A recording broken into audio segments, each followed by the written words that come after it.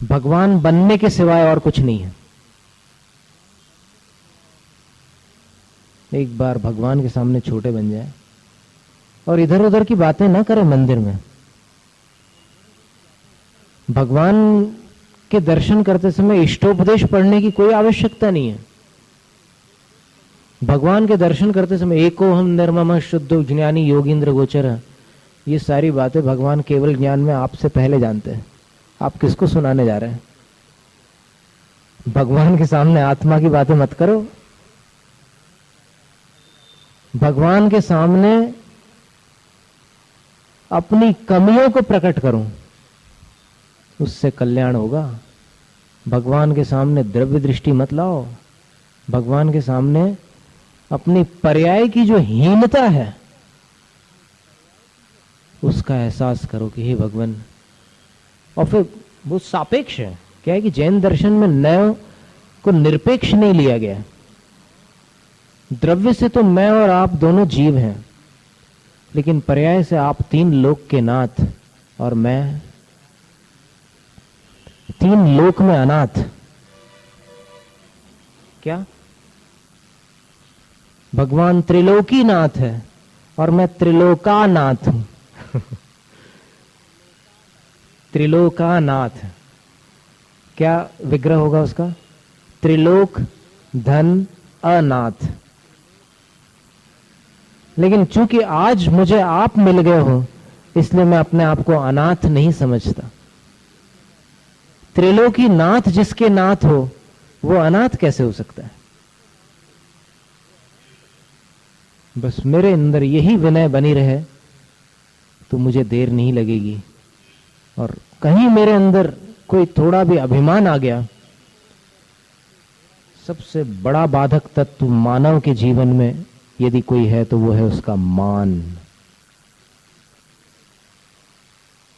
मान को छोड़ दे तो मानव भगवान बन जाए। लेकिन वो भगवान के सामने बोलता है कि हे भगवान मैं भगवान हूं। नहीं, ये चीज बोलने की नहीं है, सुनने की है। किसी एकांत क्षेत्र पर जाइए आप।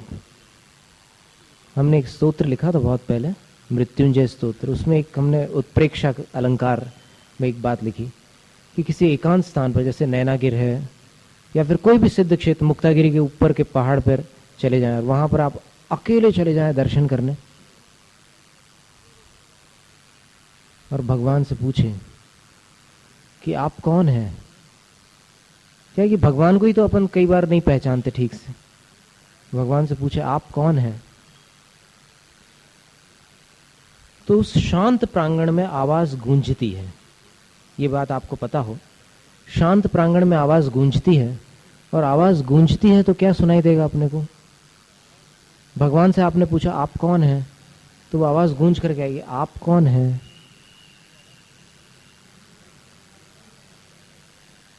देखो ये निश्चय नय की बात आ रही है यहां पर।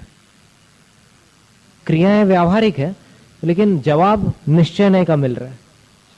अपन ने भगवान से पूछा आप कौन हैं, तो प्रतिध्वनि में जवाब आया आप कौन हैं।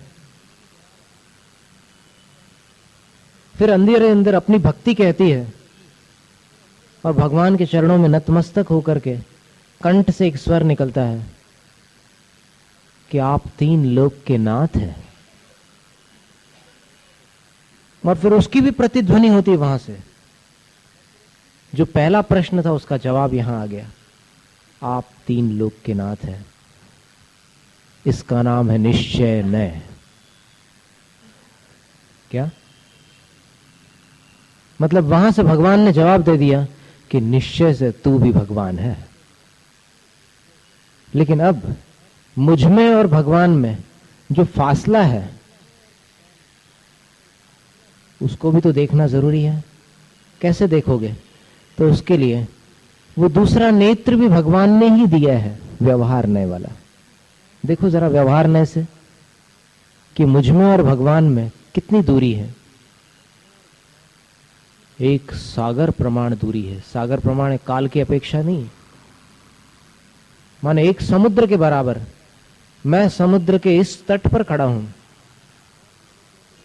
और प्रभु जिनेंद्र भगवान समुद्र के उस पार है, यानी बीच में संसार सागर लहरा रहा है मेरे सामने, और वो संसार सागर के उस पार है। क्या अलौकिक स्वरूप है जिनेंद्र भगवान का।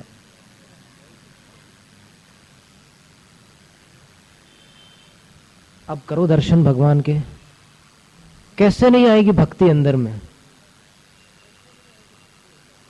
जब अपनी लघुता और प्रभु की प्रभुता दृष्टि में आती है, तब भक्ति करी नहीं जाती, भक्ति प्रकट करनी नहीं पड़ती, किंतु भक्ति का अंदर से प्रवाह फूट पड़ता है।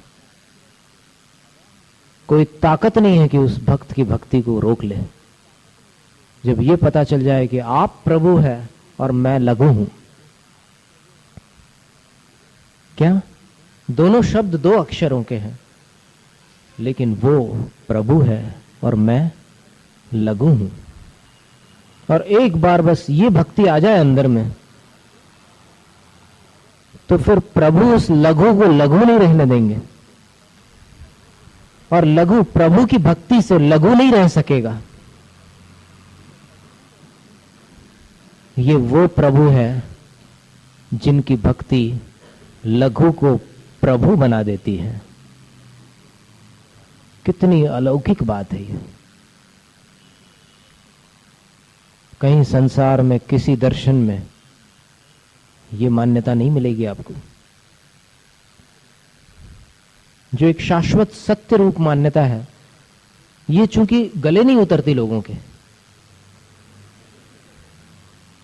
अन्य मतों में ये धारणा है कि प्रभु हमेशा प्रभु रहते हैं, लघु हमेशा लघु रहते हैं, लेकिन जिनेंद्र भगवान कहते हैं कि नहीं, मैं भी पहले लघु ही था तेरे समान, पर मैंने प्रभु के पास आकर अपने को लघु माना, और जब मैंने अपने को लघु माना तभी मेरे अंदर भक्ति पैदा हुई। मैंने भी अतीत में ऐसी भूल की थी कि मैं भी निश्चय से अपने को और भगवान को समान समझता हुआ व्यवहार में भी वही बात करने लगा था। निश्चय से तो एक अलग बात होती है, लेकिन व्यवहार में भी मैं यही बोलने लगा था, जो मैं हूं वो है भगवान। ये मैं व्यवहार में भी बोलने लगा था। व्यवहार में बोलने की बात नहीं थी ये। व्यवहार में तो आप है और मैं एक तुच्छ दीनहीन अनाथ संसारी। इसलिए हे प्रभु, मैं आपकी शरण में आया हूं। जो बड़ा होता है वो किसी की शरण में नहीं जाता। मैं छोटा बनकर आपकी शरण में आया हूं। जब तक भगवान की शरण में छोटा बनकर नहीं आएगा, तब तक छोटा बना रहेगा। क्या? जब तक भगवान की शरण में छोटा बनकर नहीं आएगा, तब तक छोटा बना रहेगा, और समझता क्या रहेगा? अपने को बड़ा बना रहेगा, छोटा। और जिस दिन अपने को छोटा समझकर भगवान के पास आ जाए, उस दिन से बड़ा बनने की प्रक्रिया प्रारंभ हो गई। सम्यक दर्शन हो गया। जिस जीव ने अपने को अणु और भगवान को महानतम, अपने को लघुतम और भगवान को महानतम स्वीकार कर लिया, बस उसका उद्धार उसी क्षण से प्रारंभ हो गया। इसके बिना भक्ति असंभव है। भक्ति की बात कर लेना सरल है, भक्ति का स्वांग कर लेना भी सरल है, लेकिन भक्ति का एहसास कर लेना अत्यंत दुर्लभ है। इसलिए संसार में करोड़ों लोग जिन मंदिर में आने वाले हो सकते हैं, लेकिन यथार्थ भक्त बिल्कुल इन्हें गिने होंगे। तो वो भक्त तभी बनता है जब उसका अहंकार टूटता है। तो हे भगवान, बस फिर भगवान से वो कहेगा कि आप ही मेरा बेड़ा पार कीजिए। ये भाषा तब बोलना सीखता है। एक वो कर्तृत्व की भाषा है जो मिथ्या दृष्टि जीव बोलता है। वो सोचता है कि भगवान साहब अपने काम छोड़ करके मेरा बेड़ा पार लगा दे, मुझे कुछ भी ना करना पड़े। और एक वो सम्यक दृष्टि भी भगवान से प्रार्थना करता है कि भगवान आप ही मुझे पार लगा सकते हैं, मैं तो असमर्थ हूं। पर वो कामचोर नहीं है सम्यक दृष्टि। वो भगवान जो भी बता रहे हैं पुरुषार्थ की विधि, वो करने को तैयार है। इतना ही तो फर्क है सम्यक दृष्टि और मिथ्या दृष्टि में। मिथ्या दृष्टि भगवान भरोसे पड़ा रहता है, और सम्यक दृष्टि भगवान पर आस्था रखते हुए भी अपने पुरुषार्थ को नहीं छोड़ता, और पुरुषार्थ को न छोड़ते हुए भी पुरुषार्थ का अभिमान कभी नहीं करता।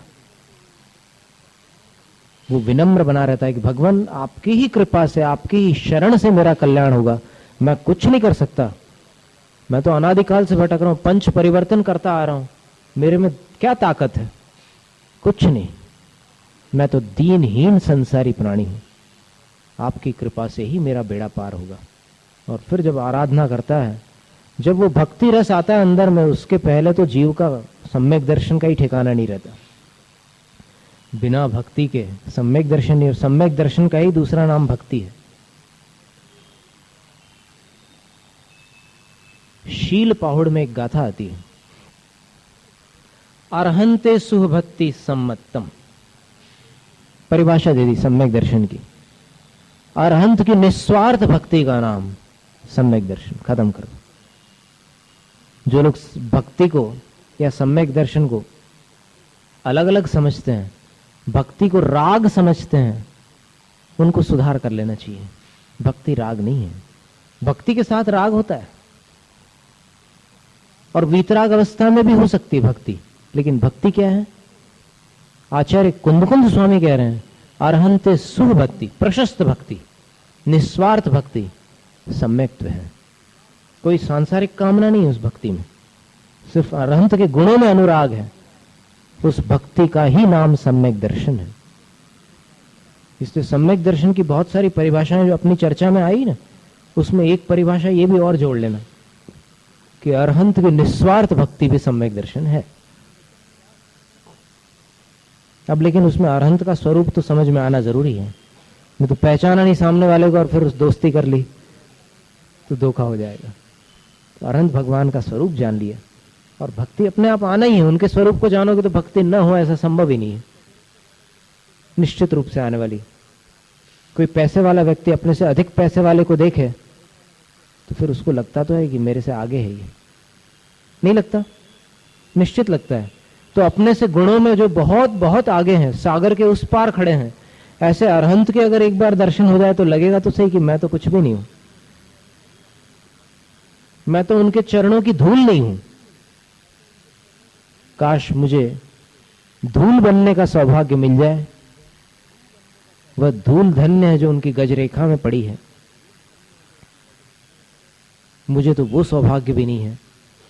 कोई ठिकाना नहीं। अपने क्या थोड़ा बहुत पढ़ लेते हैं और फिर हम अभिमानी बन जाते हैं। पता नहीं अपने को कौन से गुणस्थान वर्ती मान लेते हैं अपन, लेकिन कुछ नहीं। कहाँ जिनेंद्र भगवान, कहाँ देवशास्त्र गुरु, और कहाँ अपन। अपन एक तुच्छ संसारी प्राणी से बढ़कर कुछ नहीं है। अभी तो यहां तक कान खोल करके बात सुन लो। कौन भव्य है और कौन अभव्य है ये भी पता नहीं है। किसका अभिमान करोगे? क्या है अपने पास? बस एक रास्ता है विनय और भक्ति का, बाकी कुछ नहीं है अपने पास। ओम शांति। 70 गाथाओं का अपन ने स्वाध्याय किया है। लगभग 1 महीना बीत चुका है स्वाध्याय प्रारंभ किए हुए। तो एक झलक अपन देख लें, फिर भाव परिवर्तन में आगे गति करें। भाव परिवर्तन सबसे भयंकर और सबसे विशाल, सबसे प्रचंड होता है। 12 अनुप्रेक्षाएं। अनुप्रेक्षा का अर्थ बता सकते हैं कि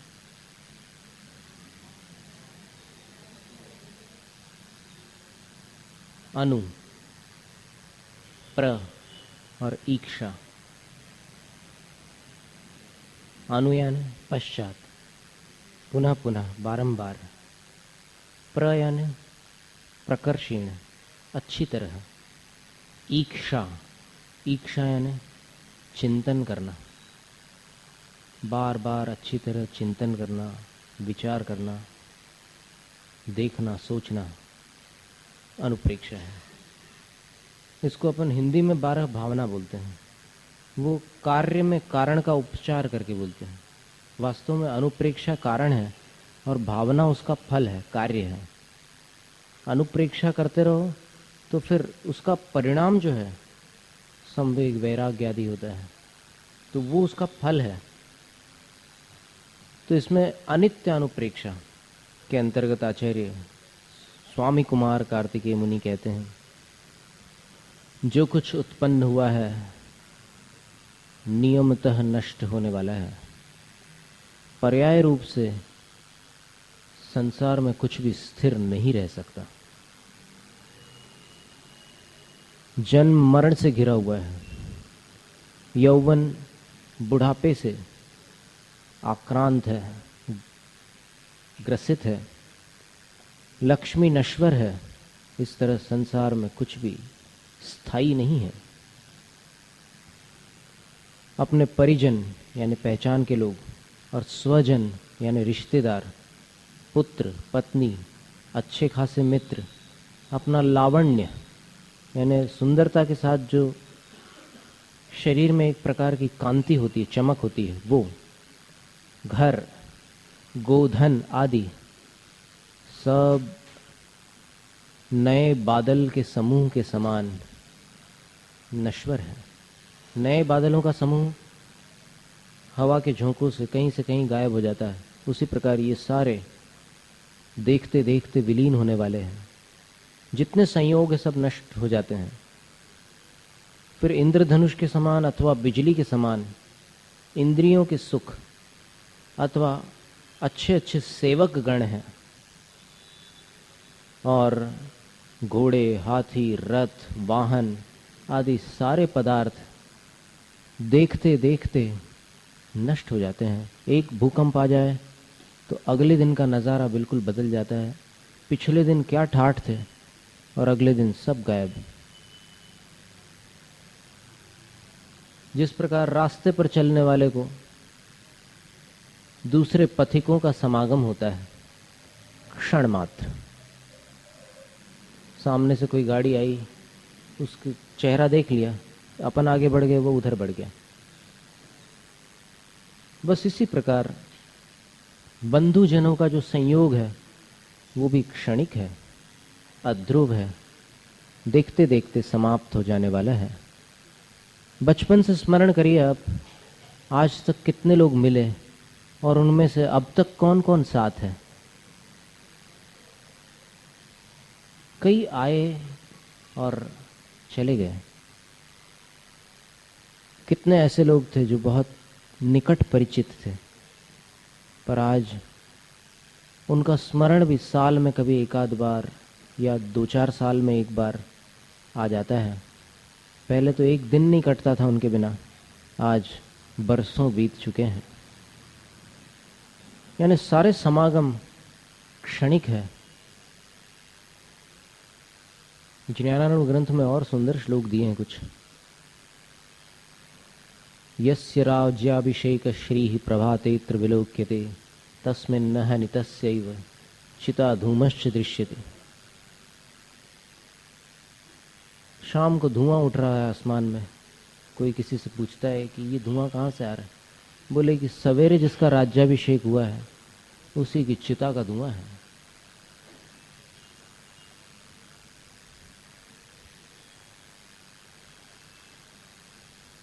फिर सवेरे सवेरे पुत्र जन्म का जहां पर मंगल उत्सव मनाया जाता है, दोपहर में उसी घर से रोने चिल्लाने की आवाज आती है।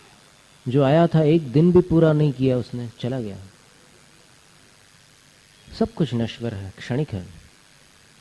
शरीर का कितना भी पोषण किया जाए, खूब अच्छे अच्छे पदार्थ लगाकर इसको स्नान कराया जाए, इस पर सुगंध लगाई जाए और अनेक प्रकार के भोजन से भी इसको पुष्ट किया जाए, तो भी जिस प्रकार मिट्टी का कच्चा घड़ा पानी भरने पर विघटित हो जाता है, उसी प्रकार ये शरीर भी नष्ट हो जाता है। 70 साल का शरीर भी कितनी देर में भस्म हो जाता है मरघट में जाकर, कुछ भी समय नहीं लगता, देखते देखते विलीन हो जाता है। जीवन भी कितना क्षणभंगुर है। एक दिन हमने बतलाया था कि गैरतगंज में कोई दादाजी आकर खंबे से टिककर बैठ के रोज उपदेश सुनते थे। 2-3 दिन दिखे नहीं। फिर शाम को जब हम बच्चों के साथ छत पर थे तो थोड़ा सा अंधेरा था, दूर कहीं अग्नि जल रही थी। बच्चों ने बताया कि ये उन्हीं दादाजी की चिता जल रही है जो आपके प्रवचन में सामने खंबे से टिककर बैठा करते थे। कोई हमेशा टिकने वाला नहीं है। उस कच्चे घड़े में पानी भर दो तो फिर वो सब बिखर जाता है। उसी प्रकार शरीर भी नष्ट हो जाता है। जब पुण्यवंत 6 खंड के स्वामी, करोड़ों घोड़ों और लाखों हाथियों के अधिपति, चक्रवर्तियों की लक्ष्मी भी उनका साथ नहीं देती, तो फिर जो हीन पुण्य वाले हैं उनसे लक्ष्मी क्या प्रेम करेगी? लक्ष्मी को किसी से प्रेम नहीं है। जिसके पास पुण्य होता है लक्ष्मी उसके पीछे चलती है, बल्कि उसके नहीं, उस पुण्य के पीछे। व्यक्ति भ्रमित होता है कि लक्ष्मी मेरे पीछे है। लक्ष्मी को किसी से प्रीति नहीं होती, लेकिन सबकी लक्ष्मी से प्रीति होती है। हिंदुओं में एक दृष्टांत देते हैं कि एक बार लक्ष्मी और नारायण विष्णु जी में वार्तालाप होता है कि भक्त किसके ज्यादा, मेरे या तुम्हारे? नारायण बोलते स्पष्ट है, सब लोग हरि भजन करते हैं, लक्ष्मी को कौन भजता है? तो फिर लक्ष्मी बोलती है कि ये आपको ऐसा प्रतीत होता है, वास्तविकता ये है कि वो सारे हरि भजन करने वाले भी मेरे भक्त हैं। वो कैसे? बोले चलो चल करके देख लें कौन किसका भक्त है, सिद्ध कर लेंगे हम अपनी बात को। तो क्या हुआ कि उनने एक योजना बनाई और फिर वहां पर विष्णु जी अपने शेषनाग की शैया पर सुदर्शन चक्र, पद्म, गदा, शंख लेकर के विराजमान हो गए और दुनिया पागल हो गई, भीड़ लग गई। साक्षात नारायण पधारे हैं और सब अपने अपने जो कुछ चढ़ाने योग्य साधन थे वो सब सामग्री लेकर के पहुंच गए पूजा करने। अब इसके बाद थोड़ी देर में पता चला कि एक बुढ़िया है जिसके घर भोजन करती है उसके बर्तन स्वर्ण के हो जाते हैं। तो नारायण को छोड़कर सब लोग अपने बर्तन में उसको भोजन कराने लगे। तो फिर विष्णु जी ने बाद में लक्ष्मी से कहा कि तुम्हारी बात सच निकली, मैं हारा तुम जीती। तो यहां आचार्य कहते हैं कि लक्ष्मी को किसी से प्रीति नहीं है, सबको लक्ष्मी से प्रीति है। चक्रवर्तियों की लक्ष्मी भी जब उनका साथ छोड़ देती है, ब्रह्मदत्त, सुभौम चक्रवर्तियों की कथा सुनी आपने? जैसे सुभौम चक्रवर्ती उस मायावी देव के साथ घर छोड़कर फल खाने की इच्छा से बगीचे की तरफ जाने लगता है, मंत्री रोकते हैं कि आप अकेले कहां जा रहे हैं? राजा को इस प्रकार प्रयाण नहीं करना चाहिए, लेकिन वो जिह्वा इंद्रिय में आसक्त होकर उसके पीछे चला जाता है। और जैसे ही चक्रवर्ती घर से निकलता है, चक्र रत्न यहां से गायब हो जाता है और उसके अन्य जितने वैभव थे वो भी धीरे धीरे विलीन हो जाते हैं। 9 निधियां गायब हो जाती, काल, महाकाल, पिंगल आदि। तब फिर प्रजा को समझ में आ जाता है कि अब हमारे चक्रवर्ती सम्राट कभी लौट कर वापस नहीं आने वाले। और वो जो मायावी देव था, जो बागवान का रूप बनाकर आया था, वो उनको समुद्र में ले जाता है और अपने पूर्व जन्म का वैर स्मरण कराता है कि जब मैं आपका रसोइया था तब आपने मुझे मार डाला था, अब बोलो कहाँ बच करके जाओगे? आज मैं तुम्हें यमलोक पहुंचाता हूं। तो फिर चक्रवर्ती बोलता है कि मुझे मत मारो, तुम जो कहो मैं करने को तैयार हूं। वो कहता है कि पानी पर महामंत्र लिखो और पैरों से मिटा दो। चक्रवर्ती बोलता है कि ये कैसे हो सकता है, ये तो महापाप है। तो फिर बोला कि फिर ठीक है, डूबने को तैयार हो जाओ। तो इस प्रकार उसको परेशान करके अंत में वो कार्य कराता है, और फिर भी उसको छोड़ता नहीं है। मरकर चक्रवर्ती सप्तम पृथ्वी में नारक बन जाता है। तो चक्रवर्ती की लक्ष्मी भी जब उसका साथ छोड़ देती तो बाकी लोग कहाँ लगते हैं फिर। लक्ष्मी किसी में प्रीति नहीं रखती, चाहे वो कुलीन हो, चाहे धीरवीर हो, पंडित हो, शूरवीर हो, पूज्य हो, धर्म में स्थित हो, अच्छे आचरण वाला हो, सज्जन हो या महापराक्रमी हो। लक्ष्मी का किसी से प्रेम नहीं होता।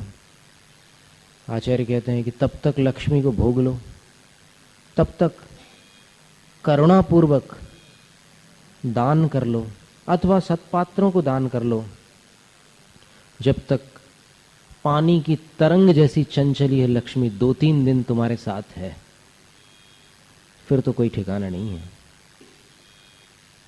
फिर आगे कहते हैं जो लक्ष्मी का संचय करता है लेकिन न दान देता है न उसका स्वयं उपभोग करता है, स्वयं भी सेवन नहीं करता, दूसरों को भी नहीं देता, वो अपने आप को ठगता है और उसकी मनुष्य पर्याय व्यर्थ हो जाती है। जो लक्ष्मी का संचय करके उसको जमीन के नीचे गाड़ देता है बहुत गहराई पर, वह अपनी लक्ष्मी को पत्थर बना देता है।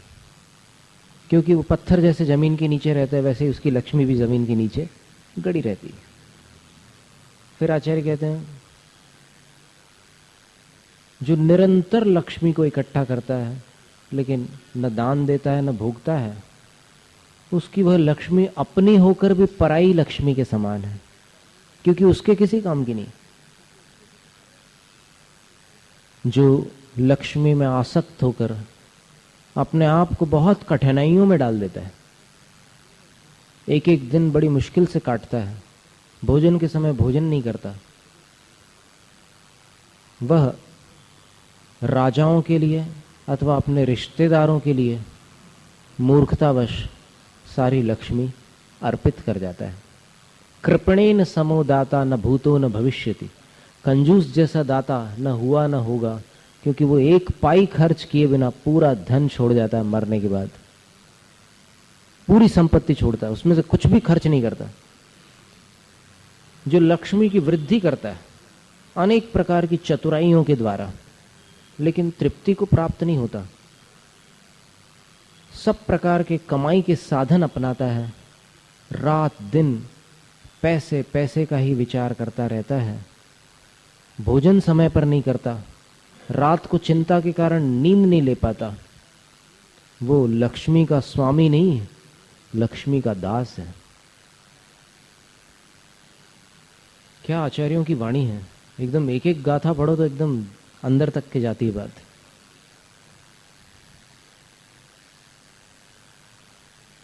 जो बढ़ती हुई लक्ष्मी का निरंतर धर्म कार्यों में दान करता है, वह विद्वानों द्वारा प्रशंसित होता है और उसकी लक्ष्मी सार्थक हो जाती है। ऐसा जानकर जो धार्मिक लोग कर्मोदय से पीड़ित हैं, उनके लिए निस्वार्थ भाव से दान कर देना चाहिए। देखो एक विचित्र बात कर रहे हैं, सुपात्र दान की बात आप सब सुन चुके हैं। सबको पता है कि भाई साधुओं के लिए आहार दान करना चाहिए, औषध दान करना चाहिए, या मंदिर जी के लिए जितना आवश्यक है उतना दान करना चाहिए, अथवा प्रतिष्ठा आदि उत्सवों के लिए दान करना चाहिए। ये तो सबको पता है। लेकिन यहाँ आचार्य क्या कह रहे हैं कि वे धार्मिक जन जो कर्मोदय से किसी कारणवश संकटग्रस्त हैं, उनके लिए भी निस्वार्थ भाव से दान अवश्य करना चाहिए। और ऐसा करने पर जीव्यम सहलम हवे, जीवन सार्थक होता है, सफल होता है। वरना आप जहां बहुत लोग दान कर रहे हैं वहां आप दान दे रहे हैं तो अच्छी बात है, दान देना गलत नहीं है, लेकिन जहां जरूरत है वहां भी एक नजर डाल लो। फिर आचार्य कहते हैं कि पानी के बबूले के समान धन, यौवन, जीवन ये सब अस्थिर है। इस बात को देखते हुए, जानते हुए भी जो समझते कि नहीं नहीं मेरा जीवन तो अभी लंबा होगा, तो उसके बारे में यही कहा जा सकता है कि मोह बड़ा बलवान होता है। यानी मोह के कारण वो अपने विषय में भ्रमित है। वो देखता है कि पड़ोसी समाप्त हो गया और उस मोहल्ले में फलाने व्यक्ति का अंत हो गया और फलाने गांव में मेरा रिश्तेदार भी चला गया। ये नहीं देखता कि मेरा भी किसी समय नंबर आ सकता है।